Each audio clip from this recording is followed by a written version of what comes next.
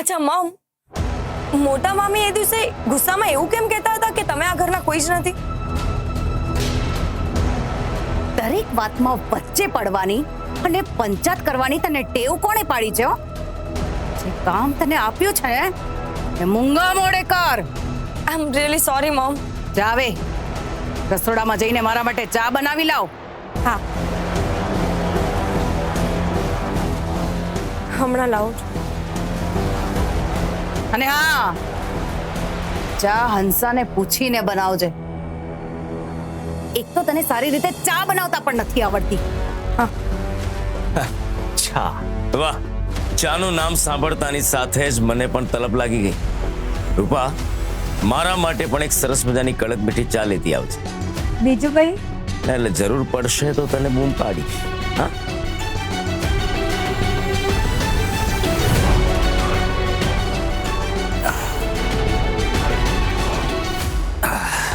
પ્રકાશ કુમાર, આ છોકરી સાવ નકામી છે. એક પણ સારા ગુણ નથી આનામાં. આખો દિવસ પંચાયત કરે છે. હા, પણ એમાં એ બિચારીનો શું વાંક?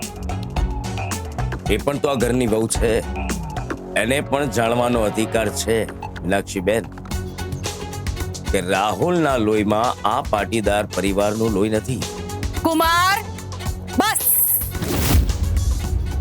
અરે બસ શું? હંસા જેવી હંસાને જો આ વાતની ખબર હોય તો રૂપાને કેમ ના હોય? તમે અહીં મારું મગજ બગાડવા આવ્યા છો? ના ના, હું તો તમને સમજાવવા માટે આવ્યો છું. જ્યારથી સિદ્ધાર્થના લગ્ન પેલી સ્વાતિ સાથે થયા છે ત્યારથી મોટા ભાભી તમને એક પછી એક જબરજસ્ત રિટર્ન ગિફ્ટ આપી રહ્યા છે. એટલે એમ કે પેલા દિવસે સિદ્ધાર્થને ખબર નહોતી કે તમે આ ઘરના નથી, અને એ વાત પણ એમણે એને કહી દીધી, અને તમારી અને રાહુલની ઇન્સલ્ટ, અને પછી તો પેલો ગરમા ગરમ લાફો. આ બધું સાંભળીને યાદ કરીને તમારું લોહી નથી ઉકળતું મીનાક્ષીબેન?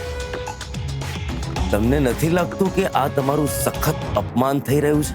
આ ઘરમાં હંમેશા મને અપમાન જ મળ્યું છે. કુમાર, એમાં કઈ નવાઈની વાત નથી. તો પછી તમે આટલું બધું સહન કેમ કરો છો? એના અમુક ચોક્કસ કારણો છે. બાકી મને પણ ખબર છે કે આ ઘરના લોકો મને હંમેશા સંભળાવે છે કે હું આ ઘરની કોઈ નથી. હું આ ઘરના જૂના મેનેજરની દીકરી છું. આ પરિવારના લોકો કેમ ભૂલી જાય છે કે મારા પપ્પાએ લોહી પરસેવો એક કરીને પોતાનું જીવન આપીને આ પરિવારના બિઝનેસને એકલા હાથે ઊભો કર્યો છે. એ તો છે જ. મારા પપ્પાએ આ લોકો માટે કેટલા સેક્રિફાઈસ કર્યા, પણ બદલામાં શું મળ્યું? આ લોકો હંમેશા મને સંભળાવે છે કે તું આ ઘરની કોઈ નથી, એક સામાન્ય મેનેજરની દીકરી છે. You are no one in the house. શું? રાહુલ આ ઘરના મેનેજરનો પૌત્ર છે? એ પાટીદાર પરિવારનો વારસદાર જ નથી? એનો અર્થ રાહુલનો આ પ્રોપર્ટી પર કોઈ જ હક નથી. હું એક મેનેજરના પૌત્ર સાથે પરણીને આવી છું.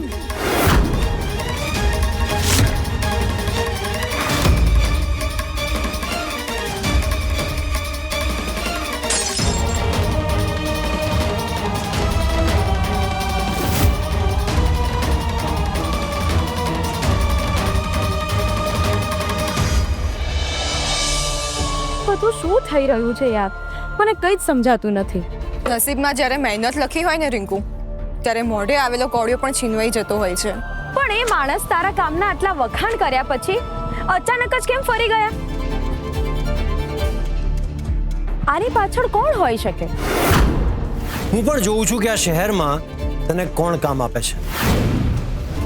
કંઈક તો ગરબડ છે. દીદી, કોક આપણી પીઠ પાછળથી ઘા કરી રહ્યું છે.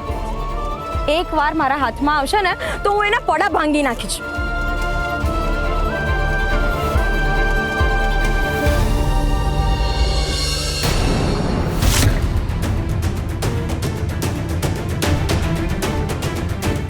દીદી, ક્યાં જાય છે?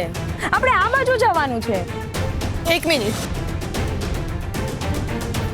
અરે પણ દીદી, ટેન્શન લેવાની જરૂર નથી. મેં બધું સેટ કરી દીધું છે. આખા શહેરમાં સ્વાતિ મેડમને ક્યાંય કામ નહીં મળે. ગુડ.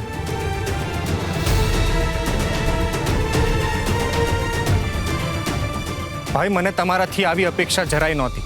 ઘી જ્યારે સીધી આંગળીએ ન નીકળે ને ત્યારે આંગળી વાંકી કરવી પડે, અને જો તો પણ એ ના નીકળે તો ડબ્બો તોડી નાખવો પડે. સારું, તમારે જે કરવું હોય તે કરો. હું અત્યારે સ્વાતિ ભાભીને જઈને બધું સાચું કહું છું, કારણ કે આ અન્યાય છે. કુણાલ, તું પહેલા મારો ભાઈ છે, એ ભૂલતો નહીં. પહેલા હું માણસ છું અને માણસાઈ મારો ધર્મ છે ભાઈ.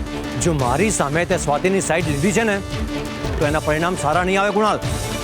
પણ ભાઈ, વી આર ગેટિંગ લેટ. ગાડીમાં બેસ.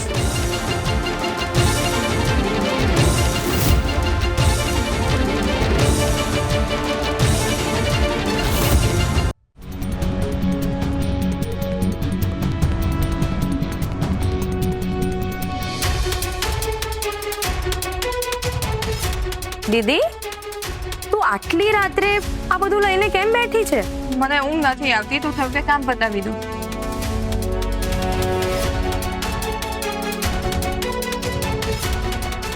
રિંકુ, મને સમજાતું નથી કે આટલા બધા પૈસા હું ક્યાંથી લાવીશ. કંઈક તો વ્યવસ્થા થઈ જ જશે, પણ આટલા લાખો રૂપિયા ચૂકવતા કેટલાય વર્ષો નીકળી જશે.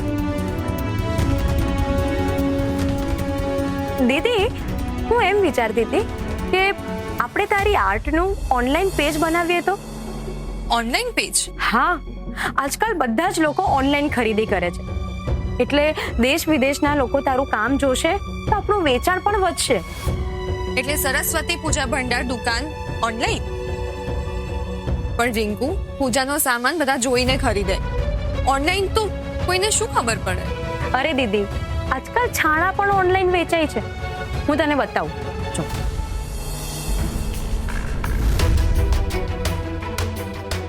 દીદી, તારી સાસરીમાં એક બહુ મોટો લોચો થયો લાગે છે. જો,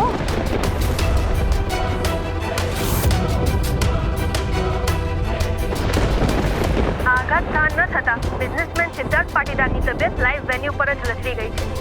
પાટીદાર ડાયમંડ્સનું આખું ભવિષ્ય આ ઇવેન્ટ પર નિર્ભર હતું. તો શું આ એમનો ડાઉનફોલ હશે? પોલીસ આ શંકાસ્પદ આગની તપાસ કરી રહી છે.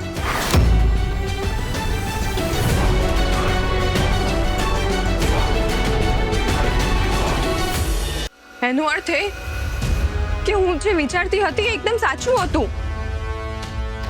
રિંકુ, એટલે જ મને આટલું ખરાબ સપનું આવ્યું. મારે જવું જ પડશે.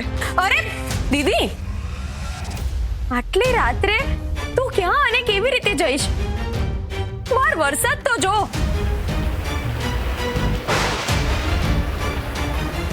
હું ગમે તે રીતે જઈશ, પણ હું જઈશ. સિદ્ધાર્થની તબિયત ખરાબ થઈ ગઈ છે અને હું અહીં બેસી રહું એ સારું ના લાગે. તે કીધું તું કે તું એ માણસનું મોઢું પણ નહીં જોવે, અને હવે તું એને મળવા જવાની વાત કરે છે. તું ઈચ્છે છે શું? હું કઈ નથી ઈચ્છતી રિંકુ, અને અત્યારે વાત ઈચ્છવા ના ઈચ્છવાની છે જ નહીં.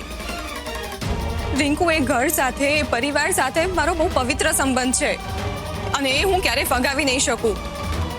આજે એમનું આટલું મોટું નુકસાન થયું છે અને એ મુશ્કેલીમાં હોય ત્યારે હું સિદ્ધાર્થની પડખે ના ઊભી રહું? ના, મારે જવું જ પડશે રિંકુ. હું જઈશ જ.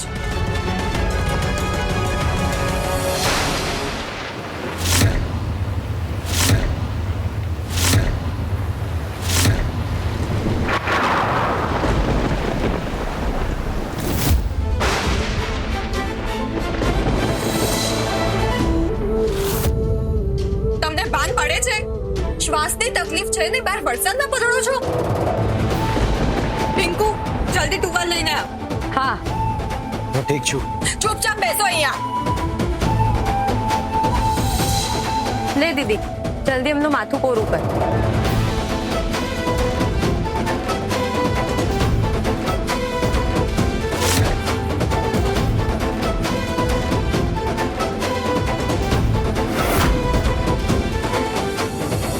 આખા ગામનો ગુસ્સો કરતા આવડે છે, ક્યારેક પોતાની પણ ચિંતા કરી લો.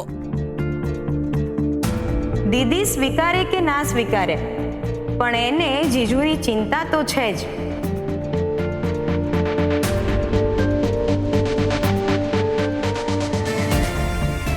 એવો તો શું શોખ જાગ્યો કે બહાર પલળવા નીકળ્યા? હું હારી ગયો સ્વાતિ. બધી રીતે હારી ગયો. હું સાવ તૂટી ગયો છું.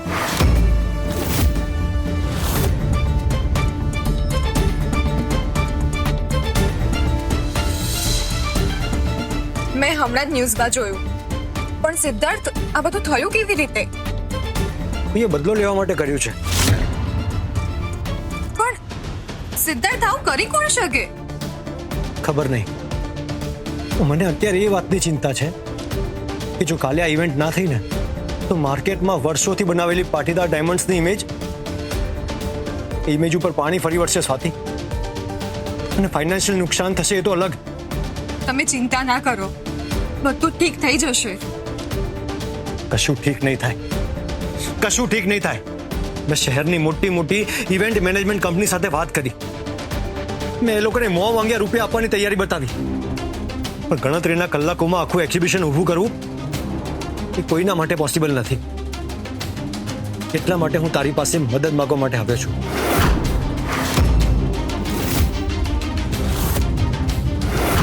જો એ મદદ કરવા તૈયાર થઈ ગઈ તો આપણો આખો પ્લાન બગડી જશે. અરે તું ખોટી ફફડે છે. શતરંજની રમતમાં હવે વજીર અને રાજા બંને આપણા પાંજરામાં છે. તું સ્વાતિને ઓળખતો નથી. એ કોઈની આંખમાં આંસુ જોઈને તરત પીગળી જાય એવી છોકરી છે. સ્વીટહાર્ટ, જેણે સ્વાતિની આખી આજીવિકા તોડી પાડી, એ સિદ્ધાર્થ માટે સ્વાતિ હવે ક્યારે નહીં પીગળે.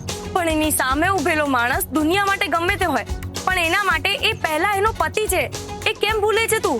અરે સ્વાતિ કોઈ જાદુગર નથી. એક જ રાતમાં બળેલું મેદાન ફરીથી સજાવી દે. તે અશક્ય છે.